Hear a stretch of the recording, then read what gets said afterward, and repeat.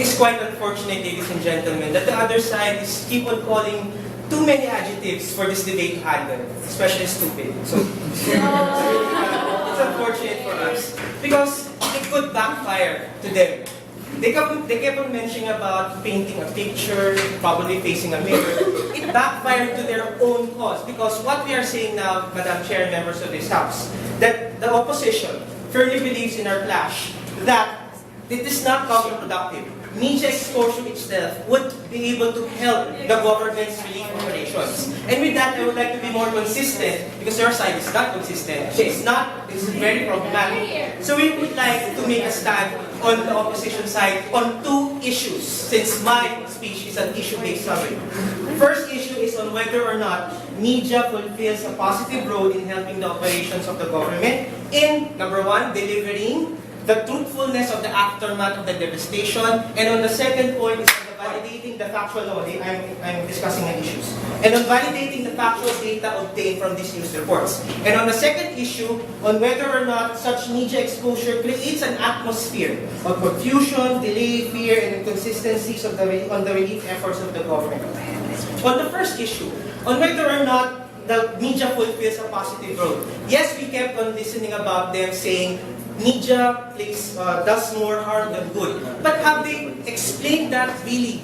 Have they explained that completely? It's very general to say doing more harm than good. They kept mentioning that they are not saying media is not evil. But how can you qualify that media is not evil and you keep on saying that they do more harm than good? So if you make a comparison, you must better give examples. I've only heard one example from the Prime Minister, which he kept on mentioning about looting on this analogy on Hurricane Katrina and Yolanda. I fail to see the fact of how can he connect the culture and the atmosphere of that time, that calamity, to the present conditions here in Typhoon Yolanda. So that's problematic in the first place. That's not the best analogy for this debate later. So, moving on with the delivering the truthfulness. Our side has been more consistent about the media's role of creating the truthfulness, of validating the veracity of the reports. Of course, media would have different versions. Admitted the fact that we would have different figures, facts. But they say, the Prime Minister and the government side kept on saying that these inconsistencies creates a confusion. But the question is, how? How does it create confusion? When we must consider the fact that the people can conceive or can perceive these figures and facts in a different way. So people nowadays could really see that this would be creating confusion. But again, their personal differences and the differences of how people react in news reports, in these figures, they create a lot of interpretation. So you cannot overgeneralize that situation on that matter. Yes, first point.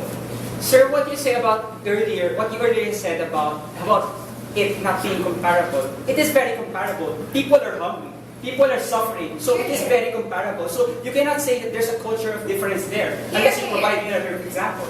I'm not saying that it is totally culturally different, but again, the scenario is different from what happened in that Hurricane Katrina disaster and on Typhoon Yolanda. Because first of all, it is a first world country that you're talking about, and we are here in the first world country. The government response for this would differ. Third world country, the Philippines, I'm not criticizing the government, but what I'm saying is that the capacity and the level of response and the delay that you are supposed to tackle about is different from what is happening there in Hurricane Katrina. Later, no, I decline to take any points. Moving on with the second issue, which is a more substantial issue in this debate, is that whether or not such media exposure creates an atmosphere of confusion, delay, fear, and inconsistencies. We heard from the Deputy Prime Minister about so many problems in media. He kept on mentioning about these inconsistencies, confusion, emotionally inflicting.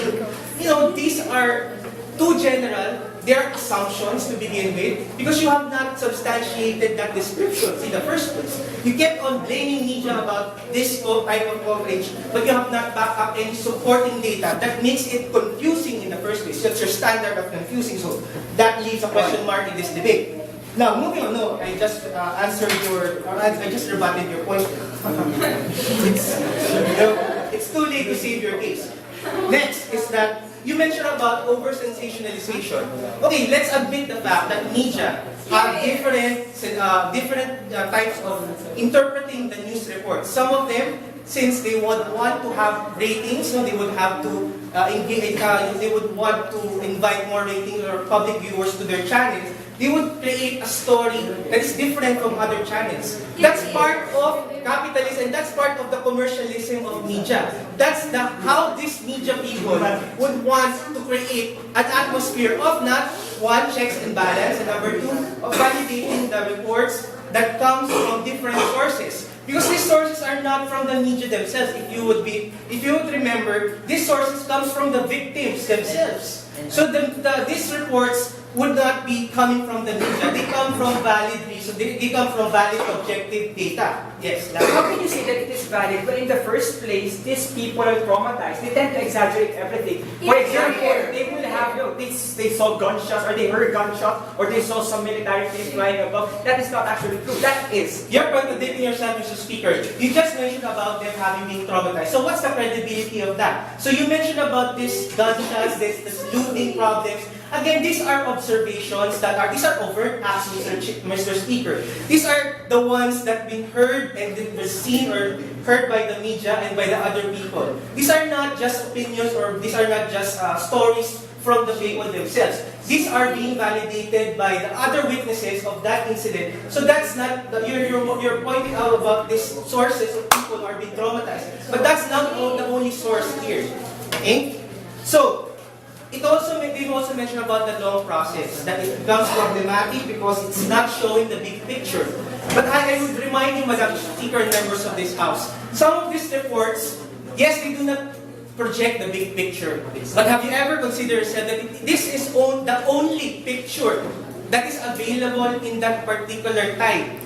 Because these exclusive reports, meaning they only have this sort of coverage for their own area, these are the only picture. So if you're complaining about that not being the big picture, because that's only a portion of that particular city or that particular place.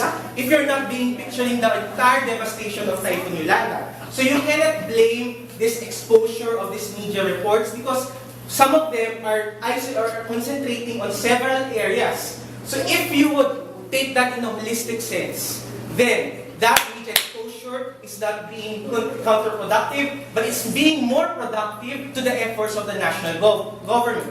So, at the end of the day, Madam Speaker, members of this House, the opposition believes that it is more productive to the national government because, number one, it validates the data and the information receiving by these news reports. And second, it does not create an atmosphere of fear, confusion, delay, and whatsoever that the government side is trying to pursue.